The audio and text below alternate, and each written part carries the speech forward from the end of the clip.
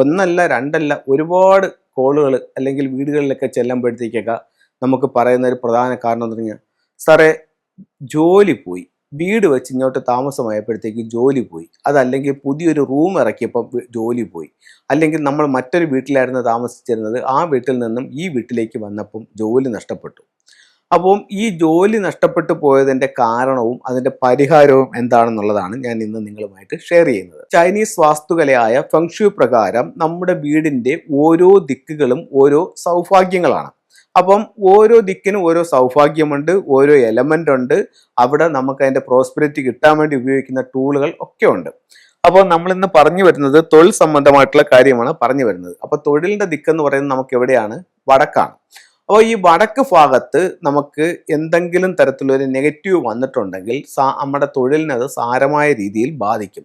Negative എന്ന് വെച്ചാൽ എന്താണ് അവിടെ നെഗറ്റീവായിട്ട് വരാൻ സാധ്യത ഉള്ളതെന്ന് ചോദിച്ചാൽ, ഒന്ന്, അവിടെ ടോയ്ലറ്റ് വന്നു കഴിഞ്ഞാൽ തൊഴിൽ തടസ്സം ഉണ്ടാവും. രണ്ട്, അവിടെ കിച്ചൺ വന്നാലും തൊഴിൽ തടസ്സം ഉണ്ടാവും. മൂന്ന്, നമ്മളുടെ വീടിൻ്റെ നിർമ്മിതിയിൽ സ്ക്വയറോ റെക്ടാങ്കിൾ ഷേപ്പിലോ എടുക്കുമ്പോൾ വടക്ക് ഭാഗം നഷ്ടപ്പെട്ടു പോയിട്ടുണ്ടെങ്കിലും അവിടെ തൊഴിൽ സംബന്ധമായിട്ടുള്ള തടസ്സങ്ങൾക്ക് കാരണമാകും.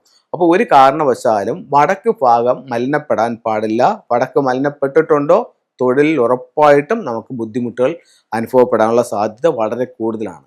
ഇത് ചൈനീസ് വാസ്തുകലയായ ഫെങ്ഷു പ്രകാരമാണ് ഞാൻ ഈ അറിവുകൾ നിങ്ങളുമായിട്ട് ഷെയർ ചെയ്യുന്നത്. ഇതൊന്നും എൻ്റേതായിട്ടുള്ള നിഗമനങ്ങളോ കണ്ടുപിടുത്തങ്ങളോ അല്ല. 5000-ഓളം വർഷം പഴക്കമുള്ള ചൈനീസ് വാസ്തുകലയായ ഫെങ്ഷുയുടെ ഓരോ നിയമങ്ങളും കാര്യങ്ങളുമാണ് നിങ്ങളുമായിട്ട് ഷെയർ ചെയ്യുന്നത്.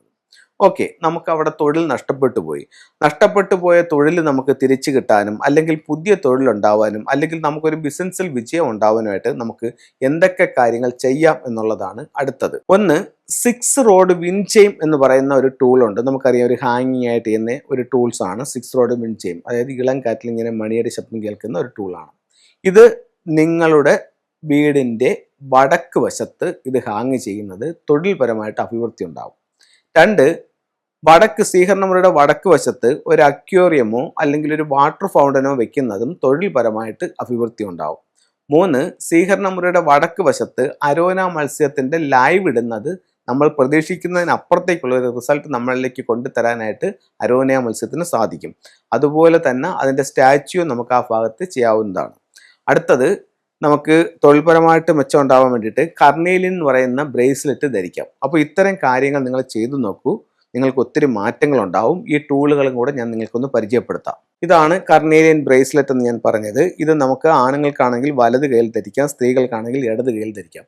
ഇപ്പോൾ ഉണ്ടാവുന്ന മറ്റൊരു ചോദ്യം, ഇതെൻ്റെ നാളോ ഡേറ്റ് ഓഫ് ബർത്തോ നോക്കണം എന്ന് ചോദിക്കും. വേണ്ട. ഇതാണ് അരോന മത്സ്യം എന്ന് പറയുന്നത്. ഇത് ലിവിംഗ് റൂമിൻ്റെ നോർത്ത് ഭാഗത്ത് വയ്ക്കാം. അപ്പോൾ ഇത്തരത്തിലുള്ള ടൂളുകൾ നിങ്ങൾ ഉപയോഗിച്ച് നോക്കൂ. ഇതിൻ്റെ പോസിറ്റീവ് ആയിട്ടുള്ളൊരു എനർജി നിങ്ങൾ അനുഭവിച്ചറിയൂ. എല്ലാവർക്കും എല്ലാ ഐശ്വര്യങ്ങളും ഉണ്ടാവട്ടെ എന്ന് പ്രാർത്ഥിച്ചുകൊണ്ട് നിർത്തുന്നു. നന്ദി, നമസ്കാരം.